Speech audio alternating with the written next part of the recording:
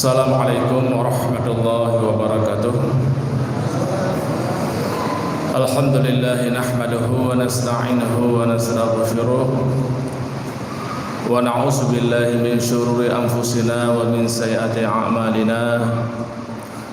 May yahdihillahu fala mudilla lahu wa may yudlil fala hadiya lahu. Asyhadu an la ilaha illallah wa asyhadu anna Muhammadan abduhu wa rasuluh. Allahumma shalli wa sallim ala nabiyyina Muhammad wa ala alihi wa sahbihi ajma'in.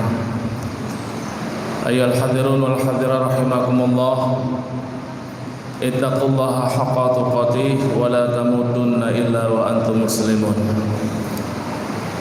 Qala subhanahu wa ta'ala fil Qur'anil Karim, A'udzu billahi minasyaitonir rajim. Syahrul Ramadan alladzi unzila fihil Qur'an hudan linnas. Hadirin dan hadirat rahimakumullah, puji dan syukur kita kepada Allah Azza wa Jalla, yang mana oleh Allah yang selalu mendatangkan rahmat, nikmat dan karunia-Nya kepada kita semua. Dan selanjutnya salat salam kepada junjungan kita Nabi Muhammad sallallahu alaihi wasallam dan juga kepada keluarga dan sahabat beliau semuanya. Hadirin dan hadirat sidang jamaah salat Isya serta salat tarawih dan witir, semoga kita semua dirahmati Allah. Ramadan merupakan bulan di mana Allah Subhanahu wa taala menurunkan Al-Qur'an sebagai hudan linnas. Al-Qur'an yang Allah turunkan fungsinya sebagai petunjuk bagi manusia tentunya yang beriman kepada Al-Qur'an itu sendiri, kemudian mengamalkan isinya. Sehingga dalam hal ini Allah Subhanahu wa taala menegaskan di dalam ayat yang lain di surat Yunus ayat 57. Di situ Allah Subhanahu wa taala mengatakan, "Ya ayyuhan nas, wahai manusia,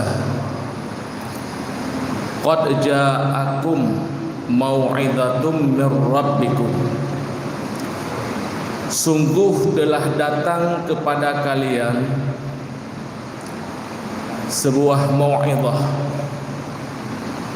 yang mau'izah tersebut datangnya min rabbikum, yaitu dari Rabb kalian, yaitu Allah. Wa shifaa'un lima fis sudur, dan Allah Subhanahu wa taala juga menyebutkan Al-Qur'an yang hari ini ada di tangan kita, yang pertama dengan mau'izah dan yang kedua dengan syifa lima fis sudur, untuk mengobati penyakit hati. Karena di dalam hati ada penyakit-penyakit yang perlu kita obati. Dengan apa kita obati? Dengan Al-Qur'an. Bagaimana caranya? Membaca, mengkaji dan mengamalkan. Syifa lima fis sudur.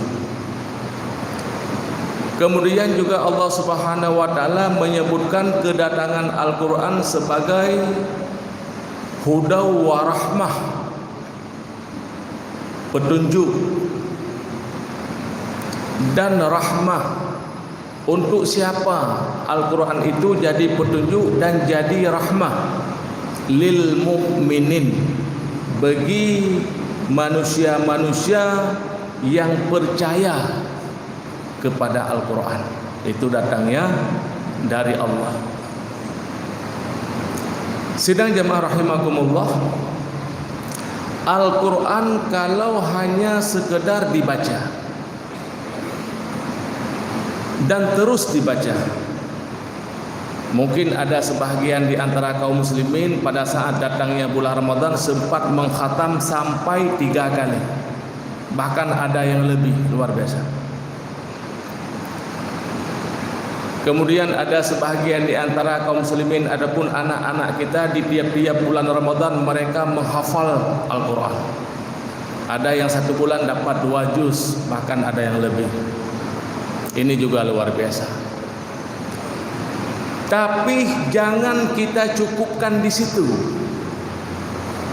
Karena Al-Quran kalau hanya sekedar dibaca kemudian dihafal ayat demi ayat, surat demi surat, dan kita tidak pernah mentadabburinya, mengkaji, memahami makna yang terkandung dalam Al-Quran, percuma. Maka dalam hal ini Allah Subhanahu wa taala menegaskan di dalam surat Shad ayat 29. Kitabun anzalnahu ilaika mubarak. Al-Quran, sebuah kitab yang telah kami turunkan. Al-Quran itu kepada engkau wahai Muhammad. Dan kitab tersebut merupakan kitab yang penuh dengan keberkahan, kitab berkah, mubarak. Liyadabbaru ayatihi, tujuannya apa? Kitab mubarakah tersebut, kitab yang penuh dengan keberkahan tersebut, yaitu Al-Quran, tujuannya apa? Liyadabbaru ayatihi, supaya manusia-manusia yang telah percaya bahwa itu wahyu yang datang dari Allah kemudian mentadabburinya, artinya memahami isi yang terkandung di dalamnya. Apa perintah Al-Quran yang ada di dalamnya dan apa saja larangannya. Begitu juga tentang kisah-kisah orang-orang baik, orang-orang soleh dan orang-orang yang jahat juga disebutkan di situ. Apakah kita sudah mengetahui semuanya? Berapa jumlah perintah yang ada dalam Al-Quran yang mesti kita lakukan? Dan seberapa jumlah larangan yang kita dapatkan dalam Al-Quran? Begitu juga yang terkait dengan masalah akidah ataupun tauhid. Karena dalam Al-Quran ilmu sangat banyak yang dapat kita peroleh di saat kita mengkajinya. Dan tidak ada kitab yang selengkap Al-Quran. Maka orang-orang yang mengikuti Rasul, yang menjadikan Rasulullah sallallahu alaihi wasallam sebagai uswah, mereka adalah orang-orang yang mengamalkan Al-Quran. Karena penjabaran Al-Quran ada pada kehidupan Rasulullah sallallahu alaihi wasallam, karena beliau merupakan manusia yang mengamalkan seluruh apa yang ada dalam Al-Quran. Rasulullah sallallahu alaihi wasallam. Waliyatazakkara ulul albab. Kemudian setelah memahami isinya, mengkaji, mengetahui makna-makna yang terkandung dalam Al-Quran, waliyatazakkara ulul albab, dan yang selanjutnya diperintahkan untuk diamalkan. Kita jadikan sebagai pelajaran untuk diamalkan. Sidang jamaah rahimakumullah. Al-Quran, dalam satu riwayat Rasulullah sallallahu alaihi wasallam menyebutkan, Al-Quran hujjatun laka au alaika. Al-Quran bisa jadi hujjah untuk kita, penyelamat yang membawa keselamatan bagi kita. Dan Al-Quran juga bisa jadi sebagai hujjah untuk Allah menyeret seseorang ke dalam api neraka. Au alaika. Jadi di akhirat kelak Allah bertanya, apakah aku tidak menurunkan Al-Quran kepada kalian? Mereka menjawab, na'am ya Allah. Apakah kami tidak menurunkan kepada kalian seorang Rasul, kemudian kepada Rasul itu kami berikan Alkitab? Ini hujjah Allah untuk menyeret hamba-hamba yang tidak beriman kepada Al-Quran. Al-Quranu hujjatun laka au alaika. Maka Rasulullah SAW memerintahkan kita untuk selalu membaca kitab tersebut, yaitu Al-Quranul Karim, Iqra'ul Quran. bacalah Al-Quran, perbanyakkan baca Al-Quran. Fa innahu ya'ti yaumal qiyamah syafi'an li ashabihi. Karena Al-Quran pada hari kiamat dia akan datang menjelma. Fahala yang kita kumpulkan hari ini dengan membaca Al-Quran, dia akan datang di akhirat untuk menemui sahabatnya. Siapa sahabat Al-Quran? Orang yang selalu bersama Al-Quran. Iqra'ul Quran fa innahu syafi'an li ashabihi. Itu sahabat. Dan Al-Quran juga kata Rasulullah SAW punya keluarga. Di samping Al-Quran ada sahabat-sahabatnya dan ada juga ahlinya. Siapa ahli Al-Quran? Mudah-mudahan kita sahabatnya Al-Quran dan mudah-mudahan kita termasuk ahlinya ataupun keluarganya Al-Quran. Dalam hadis yang lain Rasulullah SAW mengatakan, yu'ta yaumal qiyamah bil Qur'ani wa ahlihi. Pada hari kiamat Allah Subhanahu wa taala akan mendatangkan Al-Qur'an. Artinya pahala Al-Qur'an yang kita baca hari ini jadi sebuah jelmaan dan dia mengatakan, akulah Al-Qur'an yang kamu baca sewaktu kamu di dunia. Siapa ahlinya Al-Qur'an? Alladzina ya'maluna bihi fid dunya. Ini ahlinya, ini keluarganya. Jadi mereka adalah orang-orang yang sewaktu hidup di dunia seperti kita sekarang. Alladzina ya'maluna. Kemudian mereka mengamalkan isi Al-Qur'an.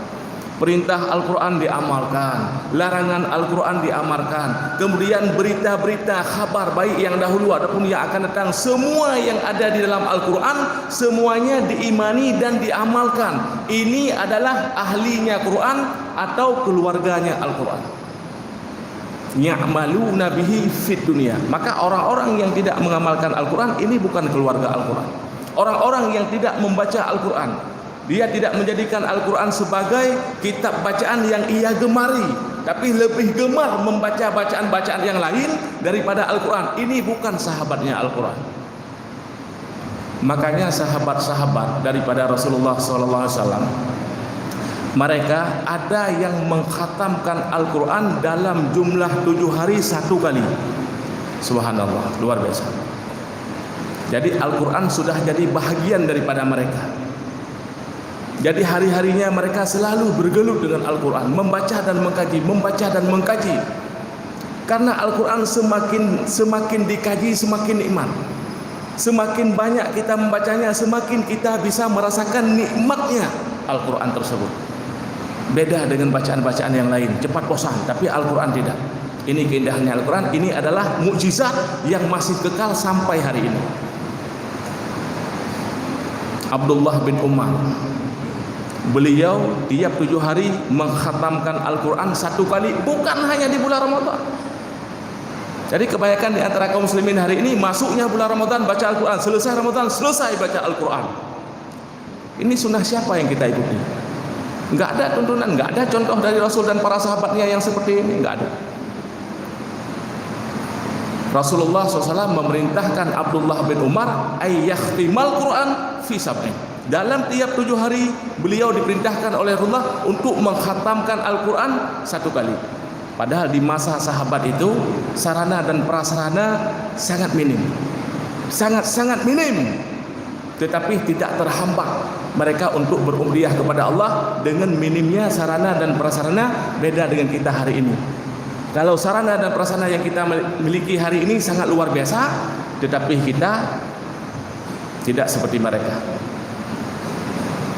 Wa kadzalika, dan seperti demikian pula ada sebahagian di antara jamaah minas sahabat radhiyallahu anhum yang mereka yakhtimunal Quran fi kulli jum'atin. Ada yang tiap-tiap Jumat di antara sahabat-sahabat Rasul yang mengkhatamkan Al-Quran tiap-tiap Jumat. Di antaranya Umar, di antaranya Utsman bin Affan, Zaid bin Sabit, Ubay bin Ka'ab, Abdullah bin Mas'ud. Tiap Jumat khatam Quran, tiap Jumat khatam Al-Quran.